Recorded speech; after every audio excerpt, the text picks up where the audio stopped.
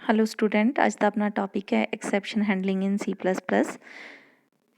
Exceptions errors ਤੋਂ ਹੀ create ਹੁੰਦੀਆਂ ਹੈ। ਪਹਿਲਾਂ ਆਪਾਂ ਐਰਰ ਦੀ ਗੱਲ ਕਰਦੇ ਹਾਂ। ਐਰਰ ਤੋਂ ਮਤਲਬ ਹੈ ਬਗਸ, ਜਾਂ ਆਪਾਂ ਕਹਿ ਸਕਦੇ ਹਾਂ ਕਿ ਆਪਣੇ ਪ੍ਰੋਗਰਾਮ ਦੇ ਅੰਦਰ ਹੋਈ ਵੀ ਮਿਸਟੇਕਸ। ਤਾਂ ਜਿਹਦੇ ਅੰਦਰ ਆਪਾਂ ਗੱਲ ਕਰੀਏ ਕਿ ਆਪਣੇ ਕੋਲ ਦੋ ਤਰ੍ਹਾਂ ਦੀਆਂ ਐਰਰਸ ਹੁੰਦੀਆਂ, ਕੰਪਾਈਲ ਟਾਈਮ ਐਰਰ ਔਰ run time error. Compile time error ਉਹ ਹੈ ਜਿਹੜੀਆਂ ਆਪਣੀਆਂ ਸਿੰਟੈਕਸ ਤੋਂ ਜਨਰੇਟ ਹੁੰਦੀਆਂ। ਆਪਾਂ ਆਪਣੇ ਪ੍ਰੋਗਰਾਮ ਦੇ ਅੰਦਰ ਜੋ ਵੀ ਕੋਡਿੰਗ ਕਰਦੇ ਹਾਂ ਉਹ ਆਪਾਂ ਇੱਕ ਸਿੰਟੈਕਸ ਨੂੰ ਫੋਲੋ ਕਰਦੇ ਹੋਏ ਕਰਦੇ ਹਾਂ, ਜਿਹਦੇ ਅੰਦਰ ਆਪਾਂ ਲਾਇਬ੍ਰੇਰੀ ਤੋਂ ਟਰਮਸ ਚੱਕਦੇ ਹਾਂ।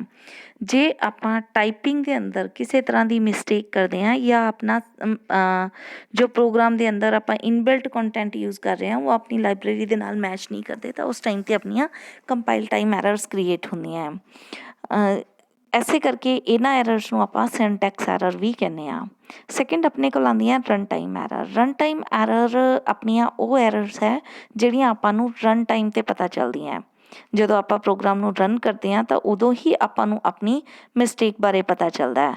ਅਤੇ ਇਹ ਜਿਹੜੀਆਂ ਆਪਣੀਆਂ ਐਰਰਸ ਹੈ ਉਹ ਆਪਣੇ ਲੋਜੀਕਲ ਪ੍ਰੋਬਲਮਸ ਦੀ ਵਜ੍ਹਾ ਨਾਲ ਕ੍ਰੀਏਟ ਹੁੰਦੀਆਂ, ਜਿੱਥੇ ਆਪਾਂ ਲੋਜਿਕ ਗਲਤ ਲਗਾ ਦਿੰਦੇ ਹਾਂ। ਜਿਵੇਂ ਆਪਾਂ ਕਿਸੇ ਵੇਰੀਏਬਲ ਨੂੰ ਇੰਨੀ ਲਾਰਜ ਸਾਈਜ਼ ਵੈਲਿਊ ਇਨੀਸ਼ੀਅਲਾਈਜ਼ ਕਰਵਾ ਦਈਏ ਕਿ ਜਿੰਨਾ ਉਹਦਾ ਸਾਈਜ਼ ਹੀ ਨਹੀਂ ਹੈ। ਆਪਾਂ ਕਿਸੇ ਐਰੇ ਦੇ ਅੰਦਰ ਇੰਨੇ ਮਤਲਬ ਉਹਦੀ ਇੰਡੈਕਸ ਤੋਂ ਵੱਧ ਐਲੀਮੈਂਟ ਦੇ ਅੰਦਰ ਆਪਾਂ ਡਾਟਾ ਸਟੋਰ ਕਰਵਾ ਰਹੇ ਹਾਂ ਉਹਦੀ ਸਾਈਜ਼ ਤੋਂ ਵੱਧ।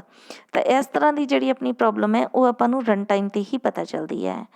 ਜਦੋਂ ਆਪਾਂ ਇੱਕ ਪ੍ਰੋਗਰਾਮ ਨੂੰ ਕੰਪਾਈਲ ਕਰਦੇ ਹਾਂ, ਜਿਹੜੀ ਆਪਣੀ ਸਿੰਟੈਕਸ ਐਰਰ ਹੈ ਉਹ ਕੰਪਾਈਲ ਟਾਈਮ 'ਤੇ ਆਪਾਂ ਨੂੰ ਪਤਾ ਚੱਲ ਜਾਂਦੀ ਹੈ ਅਤੇ ਆਪਾਂ ਉਹਨੂੰ ਰਿਮੂਵ ਕਰਕੇ ਆਪਣੇ ਪ੍ਰੋਗਰਾਮ ਨੂੰ ਰੀਕੰਪਾਈਲ ਕਰ ਸਕਦੇ ਹਾਂ।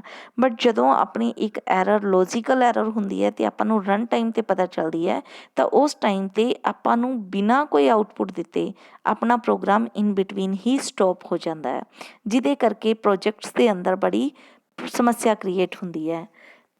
ਹੁਣ ਜਿਹੜੀਆਂ ਆਪਣੀਆਂ ਇਹ ਪ੍ਰੋਬਲਮਸ ਹੈ ਜਿਹੜੀਆਂ ਰਨ ਟਾਈਮ 'ਤੇ ਆਪਣਾ ਪ੍ਰੋਗਰਾਮ ਇਨ ਬਿਟਵੀਨ ਹੀ ਸਟੋਪ ਹੋ ਜਾਂਦਾ ਹੈ, ਇਸ ਚੀਜ਼ ਨੂੰ ਆਪਾਂ ਕਹਿੰਦੇ ਹਾਂ ਐਕਸੈਪਸ਼ਨ। ਜਾਂ ਆਪਾਂ ਕਹਿ ਸਕਦੇ ਹਾਂ ਕਿ ਜਿਹੜੀਆਂ ਆਪਣੀਆਂ ਰਨ ਟਾਈਮ ਐਰਰ ਹੈ ਇਹੀ ਐਕਸੈਪਸ਼ਨਸ ਦਾ ਰੂਪ ਹੈ। ਤਾਂ ਐਕਸੈਪਸ਼ਨਸ ਨੂੰ ਹੈਂਡਲ ਕਰਨਾ ਆਪਣੇ ਵਾਸਤੇ ਬਹੁਤ ਜ਼ਰੂਰੀ ਹੈ ਤਾਂ ਕਿ ਆਪਣਾ ਪ੍ਰੋਗਰਾਮ ਜਿਹੜਾ ਹੈ ਉਹ ਪ੍ਰੋਪਰਲੀ ਐਗਜ਼ੀਕਿਊਟ ਹੋ ਜੇ। ਆਪਾਂ ਛੋਟੇ ਲੈਵਲ 'ਤੇ ਪ੍ਰੋਗਰਾਮਿੰਗ ਸਿੱਖਦੇ ਹਾਂ ਤਾਂ ਛੋਟੇ ਛੋਟੇ ਪ੍ਰੋਗਰਾਮ ਬਣਾਉਂਦੇ ਹਾਂ, ਬਟ ਜਦੋਂ ਆਪਾਂ ਹਾਇਰ ਲੈਵਲ ਦੇ ਉੱਪਰ ਪ੍ਰੋਜੈਕਟਸ ਦੇ ਉੱਪਰ ਕੰਮ ਕਰਦੇ ਹਾਂ, ਮੰਨ ਲਓ ਇੱਕ ਐਂਡ ਯੂਜ਼ਰ ਜਿਹੜਾ ਹੈ ਉਹ ਡਾਟਾ ਸਕੈਨ ਕਰਵਾਉਂਦਾ ਹੈ ਅਤੇ ਉਹਨੂੰ ਪਤਾ ਨਹੀਂ ਕਿ ਉਹਨੇ ਕਿਸ ਤਰ੍ਹਾਂ ਦਾ ਡਾਟਾ ਅਤੇ ਕਿਸ ਸਾਈਜ਼ ਦਾ ਡਾਟਾ ਸਕੈਨ ਕਰਵਾਉਣਾ ਹੈ, ਤਾਂ ਆਪਣਾ ਰਨਿੰਗ ਪ੍ਰੋਜੈਕਟ ਜਿਹੜਾ ਹੈ ਇਨ ਬਿਟਵੀਨ ਹੀ ਬੰਦ ਹੋ ਸਕਦਾ ਹੈ। ਤਾਂ ਜਿੱਥੇ ਕਿਧਰੇ ਵੀ ਆਪਾਂ ਨੂੰ ਲੱਗਦਾ ਕਿ ਐਕਸੈਪਸ਼ਨ ਕ੍ਰੀਏਟ ਹੋ ਸਕਦੀ ਹੈ, ਆਪਾਂ ਉਸ ਚੀਜ਼ ਨੂੰ ਹੈਂਡਲ ਕਰਨ ਦਾ ਮਕੈਨਿਜ਼ਮ ਫੋਲੋ ਕਰ ਲੈਂਦੇ ਹਾਂ। ਐਸੇ ਚੀਜ਼ ਨੂੰ ਹੀ ਆਪਾਂ ਐਕਸੈਪਸ਼ਨ ਹੈਂਡਲਿੰਗ ਕਹਿੰਦੇ ਹਾਂ, ਤਾਂ ਕਿ ਐਕਸੈਪਸ਼ਨ ਤੋਂ ਬਚਿਆ ਜਾ ਸਕੇ ਅਤੇ ਆਪਣੀ ਐਕਸੈਪਸ਼ਨਸ ਜੇ ਬਾਈ ਚਾਂਸ ਕ੍ਰੀਏਟ ਹੁੰਦੀਆਂ ਵੀ ਹੈ ਤਾਂ ਆਪਾਂ ਉਹਨੂੰ ਹੈਂਡਲ ਕਰ ਸਕੀਏ। ਹੁਣ ਜਿਵੇਂ ਇੱਥੇ ਇੱਕ ਐਗਜ਼ਾਮਪਲ ਹੈ ਕਿ ਜੇ ਆਪਾਂ ਕਿਸੇ ਨੰਬਰ ਨੂੰ 0 ਨਾਲ ਡਿਵਾਈਡ ਕਰ ਦਈਏ, ਹੁਣ ਆਪਾਂ ਨੂੰ ਪਤਾ ਹੈ ਕਿ 0 ਨਾਲ ਕੋਈ ਵੀ ਨੰਬਰ ਡਿਵਾਈਡ ਨਹੀਂ ਹੋ ਸਕਦਾ, ਤਾਂ ਆਹ ਆਪਣੀ ਇੱਕ ਲੋਜੀਕਲ ਐਰਰ ਹੈ ਜਿਹੜੀ ਐਕਸੈਪਸ਼ਨ ਕ੍ਰੀਏਟ ਕਰਦੀ ਹੈ। ਦੈਨ ਨੈਕਸਟ ਆਪਣੇ ਕੋਲ ਆਉਂਦਾ ਕਿ ਐਕਸੈਪਸ਼ਨ ਹੈਂਡਲਿੰਗ ਦਾ ਮਕੈਨਿਜ਼ਮ ਪ੍ਰੋਸੀਜਰ ਕੀ ਹੈ, ਕਿੱਦਾਂ ਆਪਾਂ ਐਕਸੈਪਸ਼ਨ ਹੈਂਡਲਿੰਗ ਕਰ ਸਕਦੇ ਹਾਂ। ਤਾਂ ਦੇਖੋ ਇਹ ਕੁਛ ਪੁਆਇੰਟ ਹੈ। Find and hit the problem, inform that the error has occurred, receive the error information, take correct action. ਇਹਨਾਂ ਚੀਜ਼ਾਂ ਤੋਂ ਮਤਲਬ ਕੀ ਹੈ? ਦੇਖੋ ਸਭ ਤੋਂ ਪਹਿਲਾਂ ਆਪਾਂ ਨੂੰ ਫਾਈਂਡ ਆਊਟ ਕਰਨਾ ਪੈਂਦਾ ਹੈ ਕਿ ਆਪਣੀ ਐਕਸੈਪਸ਼ਨ ਕਿੱਥੇ ਕ੍ਰੀਏਟ ਹੋ ਸਕਦੀ ਹੈ। ਜਿਵੇਂ ਕਈ ਵਾਰੀ ਕੋਈ ਪ੍ਰੋਬਲਮ ਜਨਰੇਟ ਹੁੰਦੀ ਹੈ ਤਾਂ ਕੁਛ ਏਰੀਆ ਨੂੰ ਰੈੱਡ ਅਲਰਟ ਕਰ ਦਿੱਤਾ ਜਾਂਦਾ ਹੈ, ਤਾਂ ਉਹ ਮਤਲਬ ਪਹਿਲਾਂ ਸਰਚ ਤਾਂ ਕਰਨਾ ਪੈਂਦਾ ਕਿ ਪ੍ਰੋਬਲਮ ਹੈ ਕਿੱਥੇ। ਤਾਂ ਪ੍ਰੋਬਲਮ ਨੂੰ ਸਰਚ ਕਰਨਾ ਮੀਨਸ ਉਹਨੂੰ ਹਿੱਟ ਕਰਨਾ।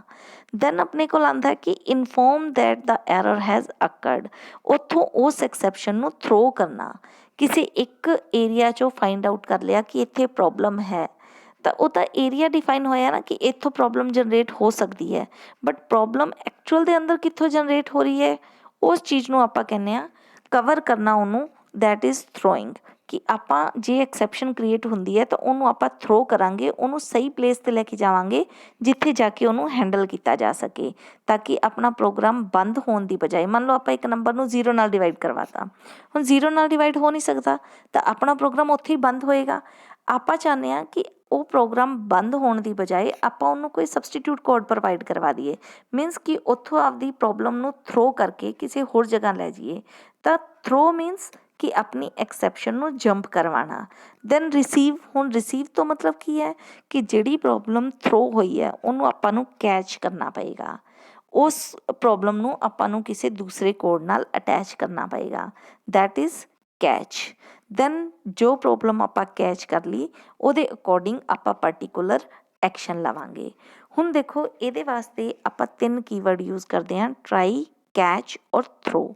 ਜਦੋਂ ਆਪਾਂ ਨੂੰ ਲੱਗਦਾ ਹੈ ਕਿ ਆਪਣੇ ਇਸ ਏਰੀਆ ਦੇ ਅੰਦਰ ਪ੍ਰੋਬਲਮ ਕ੍ਰੀਏਟ ਹੋ ਸਕਦੀ ਹੈ, ਆਪਣੇ ਪ੍ਰੋਗਰਾਮ ਦੀਆਂ 5, 10, 15 ਸਟੇਟਮੈਂਟ ਹੈ, ਆਪਾਂ ਨੂੰ ਲੱਗਦਾ ਹੈ ਕਿ ਇਹਨਾਂ 'ਚੋਂ ਕੋਈ ਪ੍ਰੋਬਲਮ ਰਨ ਟਾਈਮ 'ਤੇ ਕੋਈ ਵੀ ਸਟੇਟਮੈਂਟ ਰਨ ਟਾਈਮ 'ਤੇ ਪ੍ਰੋਬਲਮ ਜਨਰੇਟ ਕਰ ਸਕਦੀ ਹੈ, ਤਾਂ ਆਪਾਂ ਉਹ ਜਿਹੇ ਕੋਡ ਨੂੰ ਆਪਣੇ ਟਰਾਈ ਬਲੋਕ ਦੇ ਅੰਦਰ ਪਾ ਦਿੰਦੇ ਹਾਂ, ਤਾਂ ਕਿ ਜੇ ਕੋਈ ਐਕਸੈਪਸ਼ਨ ਆਵੇ ਤਾਂ ਆਪਾਂ ਉਹਨੂੰ ਥਰੋ ਕਰ ਸਕੀਏ।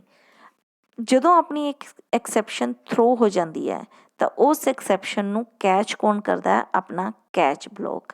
ਕੈਚ ਬਲੋਕ ਦੇ ਅੰਦਰ ਜਦੋਂ ਤੁਸੀਂ ਕੋਈ ਵੀ ਪ੍ਰੋਬਲਮ ਥਰੋ ਕਰਵਾਓਗੇ ਤਾਂ ਉਹਨੂੰ ਕੈਚ ਕਰੇਗਾ ਅਤੇ ਉੱਥੇ ਪ੍ਰੋਪਰ ਕੋਡ ਦੇ ਕੇ ਉਹਨੂੰ ਹੈਂਡਲ ਕਰੇਗਾ। ਥਰੋ ਸਟੇਟਮੈਂਟ ਆਪਣੀ ਹੈਲਪ ਕਰਦੀ ਹੈ ਟਰਾਈ ਬਲੋਕ ਤੋਂ ਆਪਣੀ ਐਕਸੈਪਸ਼ਨ ਨੂੰ ਥਰੋ ਕਰਾ ਕੇ ਕੈਚ ਬਲੋਕ ਤੱਕ ਲਿਜਾਣ 'ਚ। ਹੁਣ ਦੇਖੋ ਆਹ ਆਪਣਾ ਇਹਦਾ ਸਿੰਟੈਕਸ ਹੈ, ਆਪਾਂ ਟਰਾਈ ਬਲੋਕ ਲਗਾਇਆ, ਟਰਾਈ ਦੇ ਅੰਦਰ ਆਪਾਂ ਉਹ ਸਟੇਟਮੈਂਟਸ ਦੇਵਾਂਗੇ ਜਿੱਥੇ ਆਪਾਂ ਨੂੰ ਲੱਗਦਾ ਕਿ ਆਪਣੀ ਪ੍ਰੋਬਲਮ ਕ੍ਰੀਏਟ ਹੋ ਸਕਦੀ ਹੈ, ਅਤੇ ਇੱਥੋਂ ਹੀ ਆਪਾਂ ਆਪਦੀ ਐਕਸੈਪਸ਼ਨ ਨੂੰ ਥਰੋ ਕਰਵਾਵਾਂਗੇ। ਦੈਨ ਕੈਚ ਦੇ ਅੰਦਰ ਆਪਾਂ ਉਹ ਕੋਡ ਦੇਵਾਂਗੇ ਜਿਹੜਾ ਆਪਾਂ ਸਬਸਟੀਟਿਊਟ ਕੋਡ ਆਪਣੀ ਐਕਸੈਪਸ਼ਨ ਨੂੰ ਹੈਂਡਲ ਕਰਨ ਵਾਸਤੇ ਐਗਜ਼ੀਕਿਊਟ ਕਰਵਾਉਣਾ ਹੈ। ਹੁਣ ਦੇਖੋ ਜਿਵੇਂ ਆਪਾਂ ਇਸ ਐਗਜ਼ਾਮਪਲ ਨਾਲ ਕਨਸੈਪਟ ਨੂੰ ਸਮਝਦੇ ਹਾਂ, ਆਪਾਂ ਬਹੁਤ ਹੀ ਇੱਕ ਸਿੰਪਲ ਜਿਹਾ ਪ੍ਰੋਗਰਾਮ ਬਣਾਇਆ ਜਿਹਦੇ ਅੰਦਰ ਆਪਾਂ ABC 3 ਵੇਰੀਏਬਲ ਲਏ ਹੈ, A ਨੂੰ B ਨਾਲ ਡਿਵਾਈਡ ਕਰਵਾਇਆ, ਦੈਨ ਪ੍ਰਿੰਟ ਕਰਵਾਤਾ। ਇੱਥੇ ਆਪਾਂ ਵੈਲਿਊ ਜੇ 10 ਔਰ 2 ਲਈ ਹੁੰਦੀ ਤਾਂ ਆਪਣਾ ਇਹ ਪ੍ਰੋਗਰਾਮ ਸਹੀ ਐਗਜ਼ੀਕਿਊਟ ਹੁੰਦਾ, ਇਹਦੇ ਵਿੱਚ ਕੋਈ ਦਿੱਕਤ ਨਹੀਂ ਆਉਣੀ ਸੀ, ਇਹਨੇ ਆਪਣਾ 5 ਪ੍ਰਿੰਟ ਕਰ ਦੇਣਾ ਸੀ। ਬਟ ਹੁਣ ਆਪਾਂ ਇਹਦੇ ਵਿੱਚ 10 ਔਰ 0 ਲੈ ਰੱਖਿਆ, ਤਾਂ ਇਹ ਜਦੋਂ ਡਿਵਾਈਡ ਕਰਨ ਲੱਗੇਗਾ ਉਦੋਂ ਐਕਸੈਪਸ਼ਨ ਕ੍ਰੀਏਟ ਹੋ ਜਾਏਗੀ ਅਤੇ ਬਿਨਾਂ ਕੋਈ ਆਊਟਪੁੱਟ ਦਿੱਤੇ ਇਹ ਪ੍ਰੋਗਰਾਮ ਤੋਂ ਬਾਹਰ ਆ ਜਾਏਗਾ। ਮੀਨਸ ਕਿ C = A/B ਵਾਲੀ ਲਾਈਨ 'ਤੇ ਹੀ ਆਪਣਾ ਪ੍ਰੋਗਰਾਮ ਖਤਮ ਹੋ ਜਾਏਗਾ। ਹੁਣ ਇਸ ਚੀਜ਼ ਨੂੰ ਜੇ ਆਪਾਂ ਹੈਂਡਲ ਕਰਨਾ ਚਾਹੁੰਦੇ ਹਾਂ ਤਾਂ ਆਪਾਂ ਇਹਦੇ 'ਚ ਹੈਲਪ ਲਵਾਂਗੇ ਐਕਸੈਪਸ਼ਨ ਹੈਂਡਲਿੰਗ ਦੀ। ਦੇਖੋ ਸੇਮ ਪ੍ਰੋਗਰਾਮ ਹੈ, ਬਟ ਆਪਾਂ ਕੀ ਕੀਤਾ ਕਿ ਆਪਾਂ ਨੂੰ ਲੱਗਦਾ ਹੈ ਕਿ ਇਸ ਸਟੇਟਮੈਂਟ ਦੇ ਅੰਦਰ ਆਪਣੀ ਐਕਸੈਪਸ਼ਨ ਕ੍ਰੀਏਟ ਹੋ ਸਕਦੀ ਹੈ, ਤਾਂ ਆਪਾਂ ਉਸ ਕੋਡ ਨੂੰ ਕੀ ਕੀਤਾ, ਟਰਾਈ ਬਲੋਕ ਦੇ ਅੰਦਰ ਪਾਤਾ। ਟਰਾਈ ਇੱਕ ਕੀਵਰਡ ਹੈ, ਆਪਾਂ ਬਲੋਕ ਸਟਾਰਟ ਕੀਤਾ, ਉਹਦੇ ਅੰਦਰ ਆਪਾਂ ਆਪਣੇ ਕੋਡ ਨੂੰ ਪਾਤਾ। ਹੁਣ ਤੁਸੀਂ ਇੱਥੇ ਇੱਕ ਚੀਜ਼ ਦੇਖੋ ਕਿ ਜੇ ਆਪਾਂ ਟਰਾਈ ਲਗਾ ਕੇ ਡਾਇਰੈਕਟ ਥਰੋ ਦੇ ਦਾਂਗੇ ਤਾਂ ਇਹ ਤਾਂ ਜਦੋਂ ਵੀ ਆਪਾਂ ਪ੍ਰੋਗਰਾਮ ਨੂੰ ਰਨ ਕਰਾਂਗੇ ਆਪਣੀ ਐਕਸੈਪਸ਼ਨ ਥਰੋ ਹੋਏਗੀ ਹੀ ਹੋਏਗੀ, ਮਸਟ ਹੋ ਜਾਏਗਾ।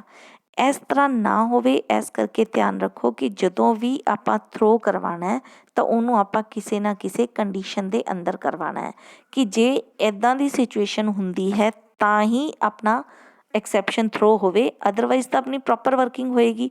ਕਿਉਂਕਿ ਜੇ ਹਰ ਕੇਸ ਦੇ ਅੰਦਰ ਹਰ ਰਨ ਦੇ ਅੰਦਰ ਆਪਾਂ ਥਰੋ ਕਰਵਾਉਣ ਲੱਗ ਗਏ ਫਿਰ ਤਾਂ ਆਪਣੀ ਐਕਸੈਪਸ਼ਨ ਹੈਂਡਲਿੰਗ ਦਾ ਕੋਈ ਮੀਨਿੰਗ ਹੀ ਨਹੀਂ ਰਹਿ ਜਾਏਗਾ।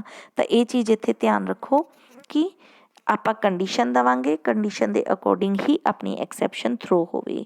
ਹੁਣ ਇੱਥੇ ਦੇਖੋ ਕਿ ਜੇ B = 0 ਹੁੰਦਾ ਤਾਂ ਆਪਣੀ ਐਕਸੈਪਸ਼ਨ ਥਰੋ ਹੋਏਗੀ, ਅਦਰਵਾਈਜ਼ ਆਪਣਾ ਡਿਵਾਈਡ ਹੋਏਗਾ ਅਤੇ ਪ੍ਰਿੰਟ ਕਰ ਦੇਗਾ। ਹੁਣ ਤੁਸੀਂ ਦੇਖੋ ਕਿ ਜੇ ਆਪਣੀ ਐਕਸੈਪਸ਼ਨ ਥਰੋ ਹੁੰਦੀ ਹੈ ਤਾਂ ਇਹ ਕੈਚ 'ਚ ਜਾਏਗਾ। ਹੁਣ ਕੈਚ 'ਚ ਆਪਾਂ ਕੈਰ ਪੁਆਇੰਟਰ ਕਿਉਂ ਲਿਆ? ਕਿਉਂਕਿ ਆਪਾਂ ਥਰੋ ਕੀ ਕਰਵਾਇਆ ਸੀ, ਡਿਵੀਜ਼ਨ ਬਾਏ 0 ਨੋਟ ਪੋਸੀਬਲ। ਇਹ ਆਪਣੀ ਐਕਸੈਪਸ਼ਨ ਦਾ ਨਾਮ ਬਣ ਗਿਆ, ਜਿਹੜੀ ਐਕਸੈਪਸ਼ਨ ਆਪਣੀ ਕੈਚ ਤੱਕ ਜਾ ਰਹੀ ਹੈ। ਤਾਂ ਇਹ ਕੀ ਹੈ, ਇਹ ਇੱਕ ਸਟਰਿੰਗ ਹੈ, ਤਾਂ ਆਪਾਂ ਕੈਚ ਦੇ ਅੰਦਰ ਕੀ ਲਵਾਂਗੇ, ਕਰੈਕਟਰ ਪੁਆਇੰਟਰ ਹੀ ਲਵਾਂਗੇ, ਸਟਰਿੰਗ ਹੀ ਲਵਾਂਗੇ, ਤਾਂ ਕਿ ਉੱਥੇ ਜਾ ਕੇ ਆਪਣੀ ਇਹ ਪ੍ਰਿੰਟ ਹੋ ਜੇ। ਬਟ ਜੇ ਇਹਦੀ ਜਗ੍ਹਾ ਮੰਨ ਲਓ ਆਪਾਂ ਲਿਆ ਹੁੰਦਾ ਥਰੋ 5 ਤਾਂ ਫਿਰ ਆਪਾਂ ਕੈਚ ਦੇ ਅੰਦਰ ਇੰਟ E ਲੈਂਦੇ। ਹੁਣ ਤੁਸੀਂ ਦੇਖੋ ਕਿ ਆਪਾਂ ਇੱਥੇ ਤਾਂ ਇੱਕ ਕੈਚ ਦੀ ਗੱਲ ਕਰ ਰਹੇ ਹਾਂ, ਹੁਣ ਆਪਾਂ ਮਲਟੀਪਲ ਕੈਚ ਵੀ ਇੱਕ ਪ੍ਰੋਗਰਾਮ ਦੇ ਨਾਲ ਯੂਜ਼ ਕਰ ਸਕਦੇ ਹਾਂ, ਜਿਵੇਂ ਹੁਣ ਆਪਾਂ ਇਸ ਪ੍ਰੋਗਰਾਮ ਦੇ ਅੰਦਰ ਕੀਤਾ। ਹੁਣ ਤੁਸੀਂ ਦੇਖੋ ਇੱਥੇ ਆਪਾਂ ਸਿੰਪਲ ਪ੍ਰੋਗਰਾਮ ਲਿਆ ਜਿਹਦੇ ਅੰਦਰ ਇੱਕ ਐਰੇ ਲੈ ਲਿਆ, ਐਰੇ ਦੇ ਅੰਦਰ ਆਪਾਂ 2 ਵੈਲਿਊ ਪਾਸ ਕਰਤੀਆਂ, ਫਸਟ ਨੈਗੇਟਿਵ ਵੈਲਿਊ ਹੈ, ਸੈਕਿੰਡ ਆਪਣੇ ਕੋਲ 2 ਹੈ, ਮੀਨਸ -1 ਔਰ 2 ਆਪਾਂ ਪਾਸ ਕਰਤਾ। ਆਪਾਂ ਲੂਪ ਲਗਾਇਆ, ਆਪਣਾ ਇੱਕ ਵੇਰੀਏਬਲ ਲਿਆ, ਉਹਦੇ ਅੰਦਰ ਆਪਾਂ ਵੈਲਿਊ ਪਾ ਰਹੇ ਹਾਂ। ਤਾਂ ਪਹਿਲਾਂ ਆਪਾਂ ਫਸਟ ਵੈਲਿਊ ਪਾਈ, -1 ਪਾਇਆ। ਹੁਣ ਇੱਥੇ ਆਪਾਂ ਕੀ ਕਿਹਾ ਕਿ ਇਫ EX > 0, ਕਿ ਜੇ ਇਹ 0 ਤੋਂ ਵੱਡਾ ਹੈ ਤਾਂ ਥਰੋ ਕਰਦੇ EX, ਨਹੀਂ ਤਾਂ ਥਰੋ ਕਰਦੇ EX। ਹੁਣ ਦੇਖੋ ਜਦੋਂ ਆਪਾਂ ਇਕੱਲਾ EX ਦੇ ਰਹੇ ਹਾਂ ਇਟ ਮੀਨ ਇੱਥੇ ਆਪਣਾ ਇੰਟੀਜਰ ਥਰੋ ਹੋਏਗਾ, ਹੈ ਨਾ, EX ਦੀ ਵੈਲਿਊ ਥਰੋ ਹੋਏਗੀ। ਬਟ ਜਦੋਂ ਆਪਾਂ ਇਹਨੂੰ ਸਿੰਗਲ ਕੋਟ 'ਚ ਪਾਤਾ ਇਟ ਮੀਨ ਇਹ ਕਰੈਕਟਰ ਬਣ ਗਿਆ, ਕਲੀਅਰ। ਤਾਂ ਫਿਰ ਇਹ ਐਜ਼ ਏ ਕਰੈਕਟਰ ਜਾਏਗਾ। ਤਾਂ ਹੁਣ ਤੁਸੀਂ ਦੇਖੋ ਕਿ ਜਦੋਂ ਫਸਟ ਟਾਈਮ ਆਪਾਂ ਇਹਨੂੰ ਰਨ ਕੀਤਾ ਤਾਂ ਫਸਟ ਟਾਈਮ ਆਪਣੀ ਵੈਲਿਊ ਕੀ ਹੈ -1, ਐਕਸ ਆਈ ਮਤਲਬ x0 'ਚ ਕੀ ਪਿਆ ਸੀ -1, ਉਹ ਆਪਾਂ ਦੇਤਾ EX ਨੂੰ।